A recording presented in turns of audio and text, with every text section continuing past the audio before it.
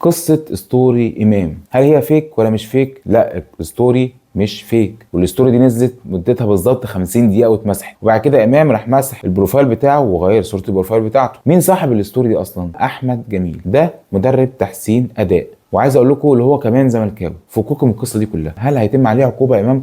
تم فعلا بالفعل عقوبه تانية غير العقوبه اللي تم اعلانها امبارح من النادي الاهلي. طب هل النادي الاهلي هيعلن عنها ولا لا؟ لسه بقى، دي بتاعت النادي الاهلي. لعيبه النادي الاهلي اتجمعت واتفقت مع امام عاشور، تعالى بقى عشان تصالح الكابتن الشناوي وعشان تصالح كولر وعشان تصالح مين؟ محمد رمضان، ولازم الموضوع يهدى وينتهي على كده. لكن في حته بقى عايزين نقولها لامام عاشور، انت اصلا لما تيجي ترفع ستوري زي دي، هو انت مش مقدر زعلنا كجمهور النادي الاهلي؟ انت يا ابني ما تستهونش من جمهور النادي الاهلي. شفتنا من اسبوع كنا بنشكر فيك ازاي لما كنت في قناه النادي الاهلي مع شوبير، وشفتنا دلوقتي عاملين ازاي. على فكره ده مش اختلاف في الاراء او ما عندناش انفصال في الشخصيه، لا ده وضوح مبين، ناس واضحه وجمهور واضح، لان اهم حاجه عنده النادي الاهلي وبس. جمهور الاهلي ملوش قاموس، ممكن يحطك فوق في السماء وممكن بعد كده ما تلاقيش نفسك في الساحه الرياضيه اصلا. واديك شفت عبد الله السعيد كان عامل ازاي، ورمضان صبحي كان عامل ازاي، والاهلي مشاه كده. ده كمان عبد الله السعيد مشي وبقى اسطوره في نادي الزمالك، ودي حاجه مش جديده. شوف حسام حسن عمل معاه ايه لما احنا مشيناه، رميت ايد الاهلي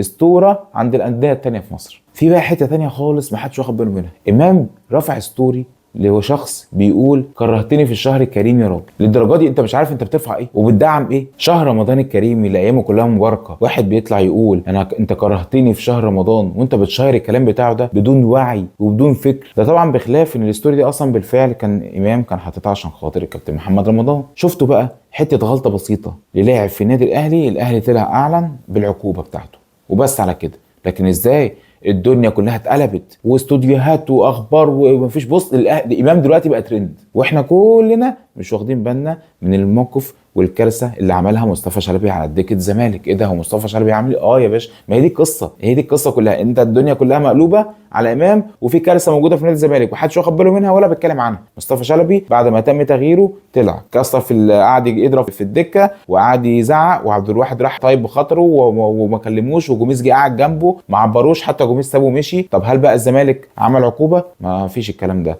طب هل في حد من الاعلام طلع اتكلم عن الموضوع ده او علق على الموضوع ده او حتى قال يا جماعه ما ينفعش مصطفى شلبي يعمل كده؟ ما فيش الكلام ده، صوت صراصير الحقل. طب في حاجه تانية بقى، حد عارف موقف محمد عادل الحكم بتاع الاحتواء موقفه ايه دلوقتي؟ ده بقى بالعكس، ان ابراهيم فايق وعبد الباسط رفع عليه قضيه علشان خاطر ياخدوا حقهم من محمد عادل، لان محمد عادل موقفه سيء جدا دلوقتي بعد لما تبين في التحقيق ان كلامه مخالف عن كلامه الحكم حموده. طب دلوقتي تبين ان في خطأ حصل من الحكم تسبب ان خد قرار غلط واتغير من نتيجه المباراه. هل رئيس نادي البنك الاهلي هياخد الملف ده وهيروح لاتحاد الكوره يقول لهم يا جماعه انا عايز اعيد المباراه بتاعتي مع نادي الزمالك؟ ولو حتى اتحاد الكوره رفض هياخد الملف ده ويطلع على الفيفا ويشتكي؟ مفيش الكلام ده يا باشا، هو مش هيعمل كده اصلا. عارف رئيس البنك الاهلي عمل ايه؟ احنا الاهلي هيلعب مع البنك الاهلي يوم الاحد، المفروض ان الماتش كان هيتلعب في استاد القاهره. رئيس البنك الاهلي عمل اتصالات ومجهودات جامده عشان خاطر الماتش بدل ما كان يتلعب في استاد القاهره يتلعب في استاد السلام. وهي دي الكوره في مصر. اراك ضاحكه.